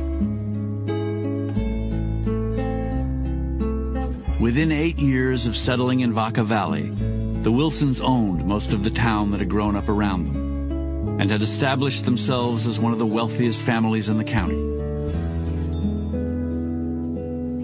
Luzina, the one-time pioneer from the Missouri frontier, lived out her last years in a hotel in San Francisco, buying and selling real estate and socializing with some of the city's most fashionable ladies.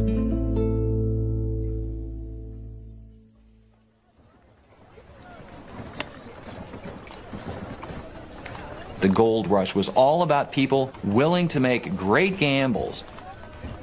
California presented to people a new model for the American dream, one where the emphasis was on the ability to take risks, the willingness to gamble on the future.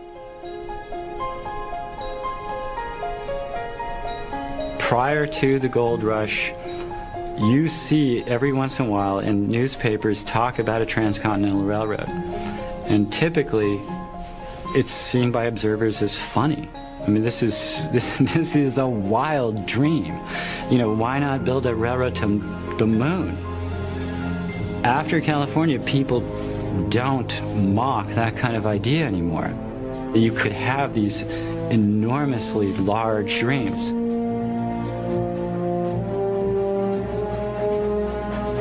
The myth of the gold rush tends to want to extract a kind of glorious adventure, untouched by any ambiguity. It wasn't that. As much as was gained, much was lost. The gold rush is a chance to create a new society. The gold rush is also the exclusion of others from the society that's created. But this sense of breakthrough, of new beginnings, of expanded possibilities, it comes directly from the gold rush.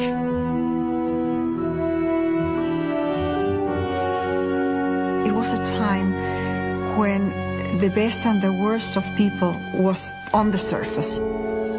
All lives were extreme. People were living on the edge. The gold rush created this place that we call today California and changed thousands of people. Everything was possible, and I think that's what the gold represented. It was a metaphor for a new life.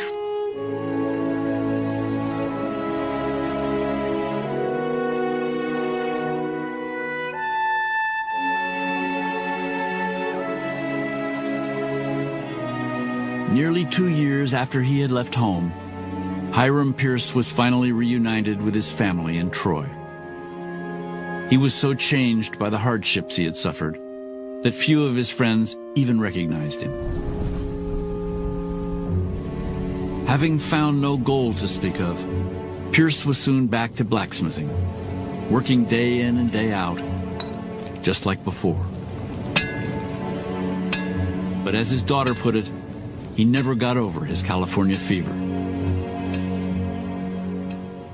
More than a decade after he came home, he was still talking of the Golden State and laying plans to return there, buy a farm, and give mining another go. Hiram Pierce died before he could make his dream a reality. But in the years that followed, 4 of his 7 children would leave Troy for good and go to live in California.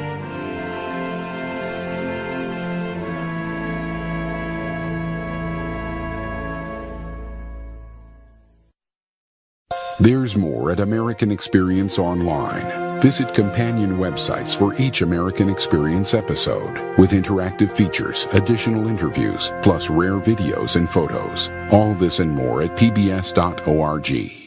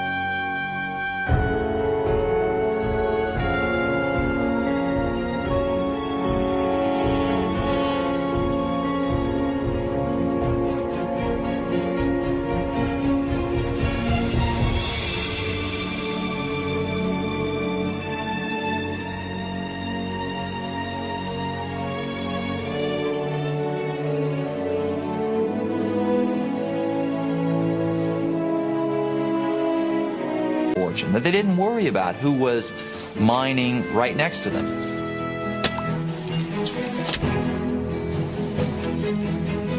North of where Coronel was digging, a fellow Californio recovered enough gold to pay off the 10 workers he brought with him and return home with $14,000. Later, Coronel watched one man dig up an amazing 52 pounds of gold in just 8 days.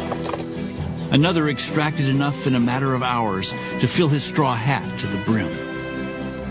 He said he was going to the camp, and then I asked permission to work his claim. He cheerfully granted it, and the result was I obtained 17 ounces in some 2 hours of work.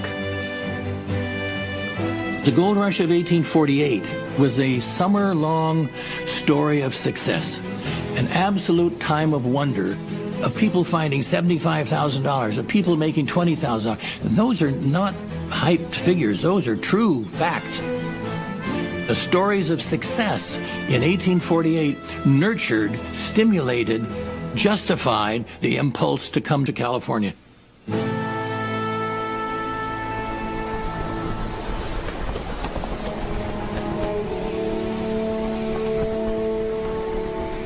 News reached the port of Valparaiso, Chile in August 1848, aboard a ship carrying California gold.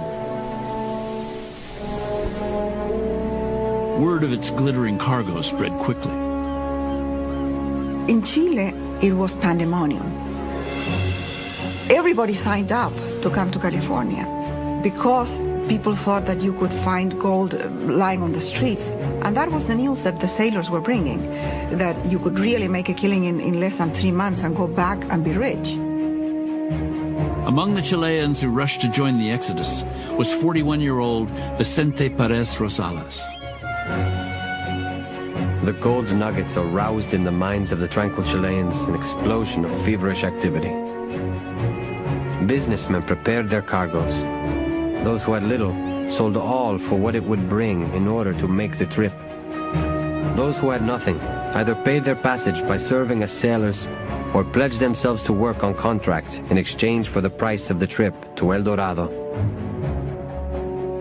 Vicente Perez Rosales was from a very respected and wealthy family, but he was like the black sheep of the family. He was an adventurer and a writer at a time when being a writer was like being I don't know, something weird. Perez Rosales was of an elite, but his family had fallen on hard times. And as a young man, he pursued a number of different strategies to try to kind of recoup family fortune. I guess you could describe him as an ambitious merchant named Sam Brannan shocked the tiny port town of San Francisco, California, with an electrifying announcement. Gold! Gold! Gold for the American Revolution! Rumors had been circulating for months about a group of laborers who had been building a sawmill in the foothills of the Sierra Nevada, some 100 miles east, when one of them spied the gleam of gold in the racing water. Few in San Francisco had believed the story. Now, Brannan showed them proof. Once it became clear that the rumors of gold were for real, nearly everybody in California thought, can I drop what I'm doing and make a fortune mining gold?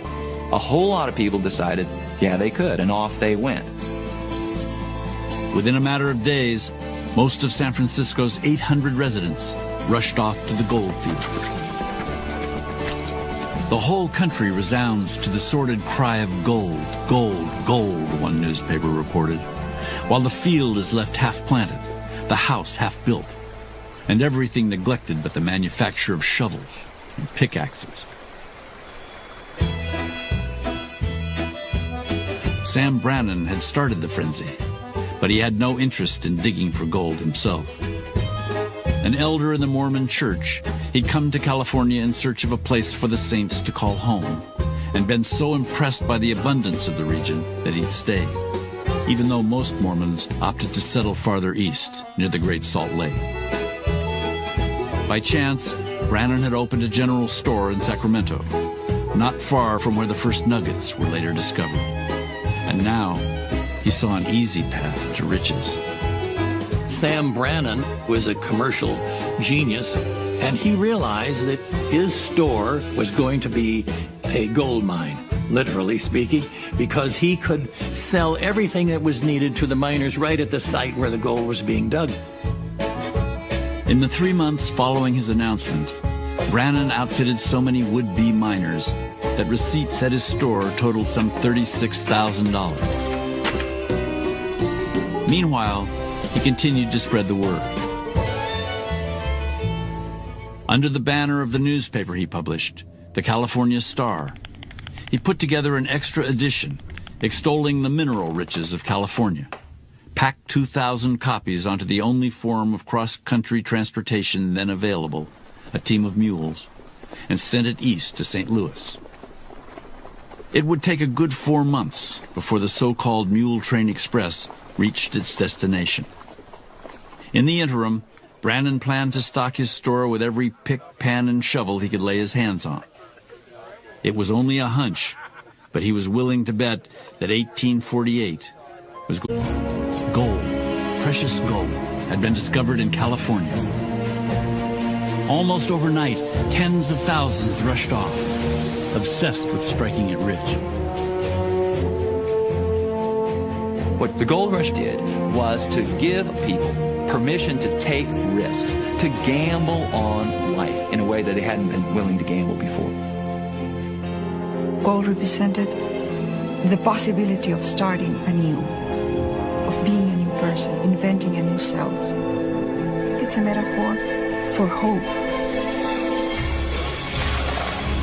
The gold rush was the first time people from all of the continents came together into one particular place.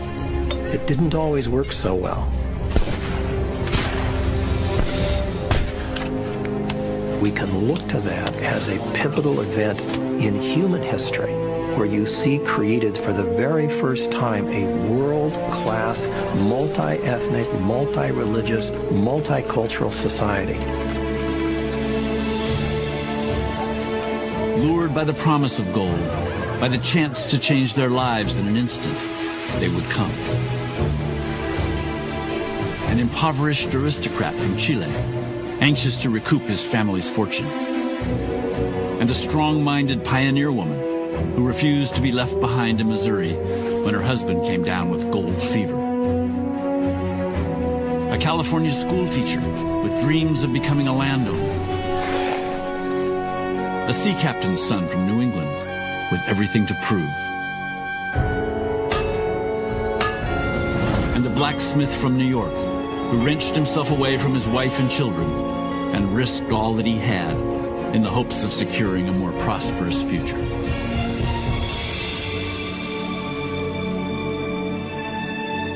Next to the Civil War in the 19th century, no other event had a greater impact and more long-lasting reverberations than the gold rush. It transformed, obviously, California, but more importantly, it transformed America.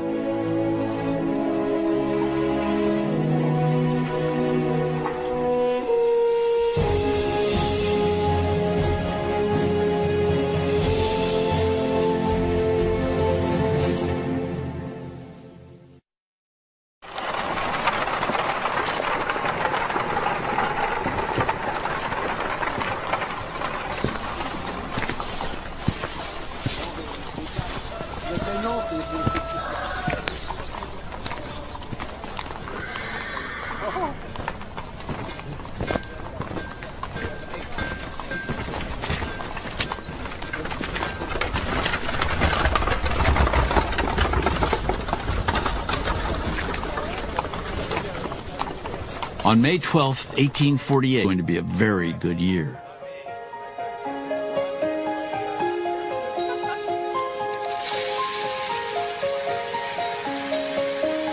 Gold had been discovered many, many times through the centuries by the Hittites, by the Egyptians, by the Spanish, and always in the past. The gold belonged to the Tsar, to the king, to the emperor, to the person who had power, who had the capacity to say, no, you keep out, this is my gold. In California, there were no forces here to protect the ownership of the gold. It belonged to those who could take it and carry it back home. When gold was discovered, California was in transition. For much of the previous century, it had been a distant outpost on the edge of first the Spanish Empire and then the Republic of Mexico. As late as the 1840s, the entire region boasted only about 170,000 inhabitants. The vast majority were native peoples, many of whom lived in the valleys and foothills of the interior. Most of the rest were Californians, Spanish-speaking colonists who raised cattle on vast estates near the coast. It was a land-rich society versus a money-rich society. It was a pre-capitalist society based around large landowning families. It wasn't a society in which making money was held first and foremost. In 1847, the United States defeated Mexico in a 2-year conflict known as the Mexican War. When the peace treaty was signed in early February 1848, Mexico was forced to cede an enormous swath of territory, including California, to the United States. Neither country was yet aware that gold had been discovered just days before. One of the striking features of the gold rush was that it took place when there really hadn't been an effective American authority to replace the Mexican authority. People knew they could dig up the gold in California, put it in their pocket, no taxes, no inhibitions, no controls, no one here to keep the onslaught of tens of thousands of miners from rushing in and sweeping up the gold and taking it away.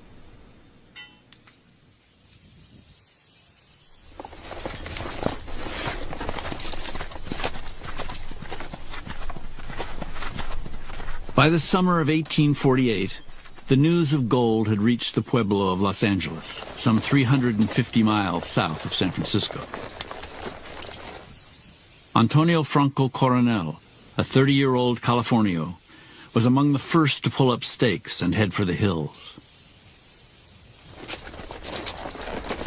A former officer in the Mexican army and a respected civic leader, Coronel had been lured north by reports of immense fortunes dug out of the ground with nothing more than a spoon.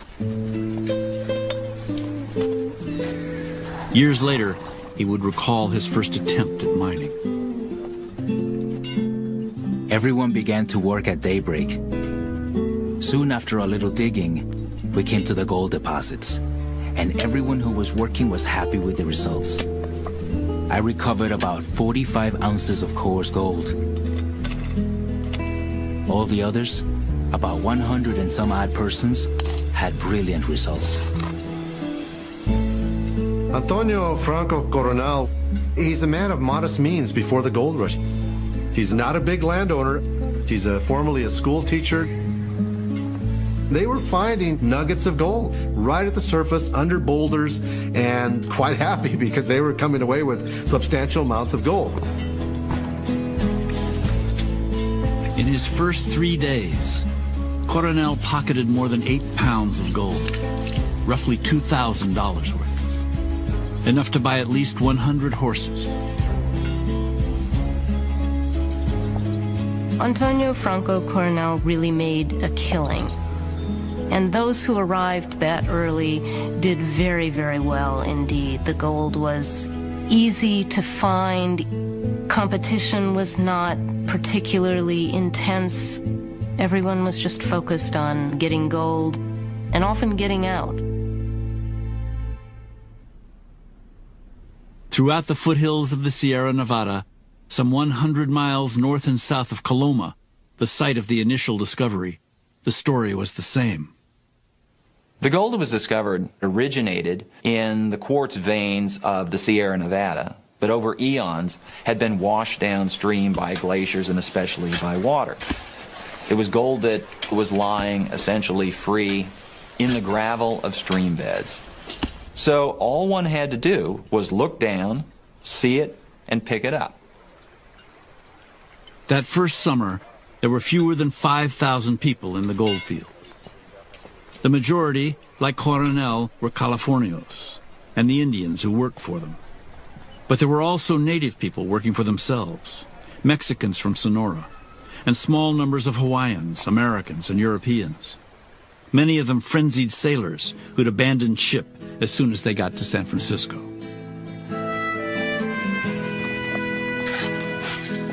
One of the striking things about the experience in the gold fields was that it was, at least at first, extremely egalitarian. People were sufficiently busy trying to make their own